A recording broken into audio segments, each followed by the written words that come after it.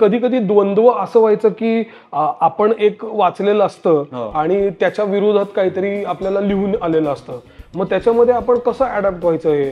म्हणजे मला अजूनही आठवतंय की आमचे दिग्दर्शक होते गणेश रासने म्हणून, तो आता माझा खूप चांगला मित्र आहे.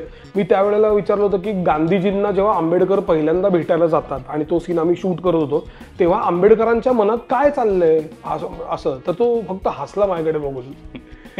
तर मी म्हणलं की अरे नाही हसू नकोस तू, मला सांग.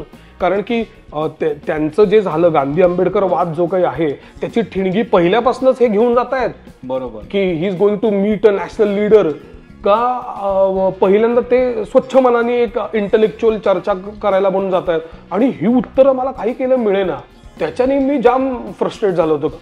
जेवढं आपल्याला कळतं ना बोल, आपण जेवढं वाचलेलं आहे तर त्याचा आधार घेऊन आपण काहीतरी गोष्टी करतो यार.